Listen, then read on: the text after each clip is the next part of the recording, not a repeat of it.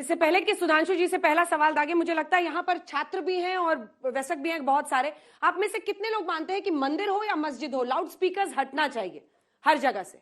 कितने लोग मानते हैं कि नहीं हटना चाहिए? मुझे लगता है सभी लोग। क्या कोई ऐसा भी है जो मानता है कि लाउड स्पीकर नहीं हटना चाहिए? सब मानते हैं कि लाउड स्पीकर हटना चाहिए। लेकिन सवाल यह बीजेपी पर उठता है कि आपकी नजरों में मुसलमान देश के खटकते हैं, जो आपने उमर अब्दुल्ला साहब की बात सुनी, इसीलिए उनको टारगेट करने के लिए अभी तक तो आप लाउड स्पीकर नहीं हटा रहे थे। ये क्या पहला साल है आपका शासन में? देखिए, जहां जहां हाई कोर्ट्स ने जजमेंट दिए, केरल में दिया था, बंगाल में दिया था, नहीं हटा। महाराष्ट्र में आया था तो हमने कहा हटाइए।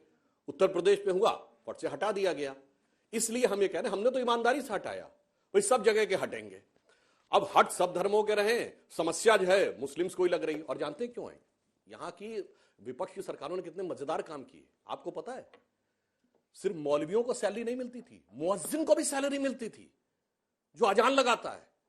मतलब मजे की बात यह है कि भारत में ऐसा विचित्र उदाहरण आपको होगा कि सुप्रीम हाई कोर्ट जिस चीज को गलत कह दे, उस काम को करने की तनख्वाह सरकार दे सरकारी खजाने से, और उसके बाद जब हम कहें कि ये नहीं होना चाहिए तो कहें कि साहब ये तो राजनीति हो रही है। और उमर अब्दुल्ला की बात पे जवाब दे देना चाहता हूं। उमर अब्दुल्ला साहब, ये जब देश का विलय हुआ था 24 अक्टूबर 1947, आप इंस्ट्रूमेंट ऑफ एक्सेशन पढ़ लीजिए, उसमें किसी प्रकार का ना 35 ए था, ना 370 था, ना कुछ भी नहीं था।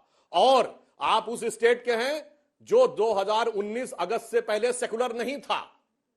मैं इसलिए ईमानदारी से कह रहा हूं कि 1976 में जब सेकुलर वर्ड भारत के संविधान में डाला गया, लोकतंत्र के सबसे काले अध्याय के दौरान विपक्ष को जेल में डालकर, तो 370 की आड़ में जब तक संविधान का कोई संशोधन कश्मीर में अडॉप्ट नहीं होगा वो नहीं होता था, और वो कभी अडॉप्ट हुआ ही नहीं। ठीक है। तो जो स्टेट सेकुलर नहीं थी वो सेकुलरिज्म के प्रतीक बन गई। और एक लाइन और कह दूं, इन कहते इन्होंने कभी किसी दूसरे ने किया तो मैं बताना चाहता हूं, तमिलनाडु में पेरम्बूर जिला, उसमें कोलतार गांव, वहां मुस्लिम्स की आबादी 70% हो गई, तो कहा गया कि अब मंदिर में घंटा नहीं बजना चाहिए, पूजा अर्चना बंद हो जानी चाहिए, क्योंकि हमारी धार्मिक भावना आहत होती है। और डीएमके की सरकार ने मान लिया।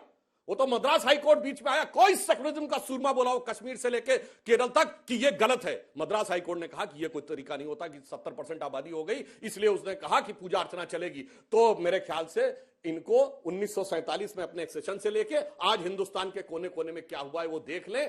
सबके लाउड स्पीकर उतर रहे हैं, मगर टारगेट पे मैं हूं।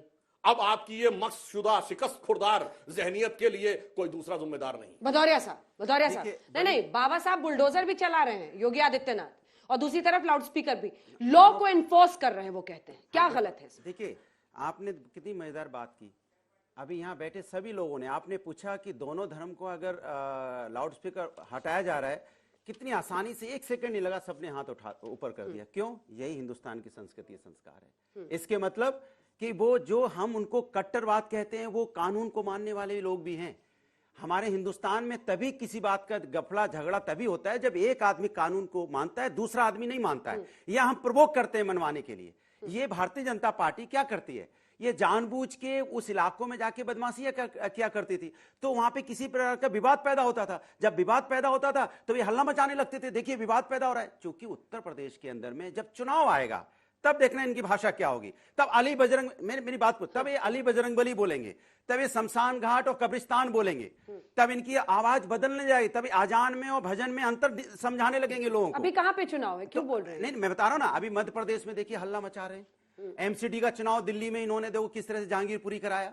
जहांगीरपुरी में ये दंगा करवा रहे थे, और दंगा करवाने में जब ये नाकाम हुए, माननीय सर्वोच्च न्यायालय ने इनके पीठ पे जम के इनके बुलडोजर वाली राजनीति का चाबुक मारा तेज, तो बिल्ला के बोलने लगे, नहीं नहीं नहीं नहीं, हम तो वहां पे अतिक्रमण हटाने गए थे। अरे भैया, अतिक्रमण हटाने का इतना ही शौक है तो पूरे दिल्ली में 700 कॉलोनी ऐसी हैं जिसमें अतिक्रमण हटना भी चाहिए। जो इलीगल उसको हटाइए आप। लेकिन आप राजनीति क्यों करते हो? आपको राजनीति के अलावा कुछ आता है क्या? राजनीतिक पार्टी क्या करना है? एक मिनट, इसी तरह देखो अलवर की घटना, मैं पूरी बात बता दूं, पूरी कर लीजिए। एक सवाल है। हाँ जी, मैं सवाल यह है कि आप लोग जब सत्ता में थे तो क्यों नहीं हटाया लाउड स्पीकर? सिंपल है, ये सबको जानना है। हाँ बिल्कुल, क्यों नहीं हटाया? बिल्कुल बता रहा हूँ। क्या डर था? बिल्कुल बता रहा हूँ।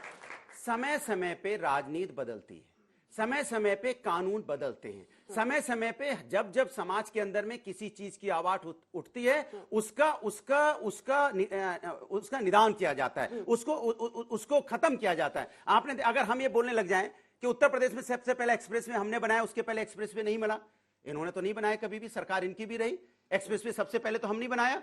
मेट्रो सबसे पहले हम नहीं बनाई, 1090 यहां हम नहीं बनाया, 100 डायल पुलिस का हम नहीं बनाया, ये पहली बार हमने किया ना। अगर हम इसी को लेकर ढिढोरा पीटते रहे कि सबसे पहले हमने किया, तो जब जब जिस चीज की जरूरत, मेरी बात सुनिए, जब जब जिस चीज की जरूरत पड़ती है तो सरकार की जिम्मेदारी बनती है। आज सरकार की क्या जिम्मेदारी नहीं है? सरकार की जिम्मेदारी नहीं है कि इनकी आदत है कि कैसे हम, अब ये परेशान किस बात पे हैं कि दोनों समुदाय बड़े प्यार से हटा दे रहे हैं। अब ये परेशान है कि कहां से खोज के लाएं, कश्मीर जाएं, वहां से कोई कुछ बोल रहा है क्या? तमिलनाडु के किसी गांव में कोई बोल रहा है, शर्म नहीं आती? तमिलनाडु गांव का लेके आप एग्जांपल पूरे हिंदुस्तान को बदनाम करना चाहते हैं, पूरे हिंदुस्तान को बदनाम करना चाहते हो। उस पर कार्रवाई कीजिए, उस पर कार्रवाई होनी चाहिए, कार्रवाई होनी चाहिए, कार्रवाई होनी चाहिए, कार्रवाई होनी चाहिए।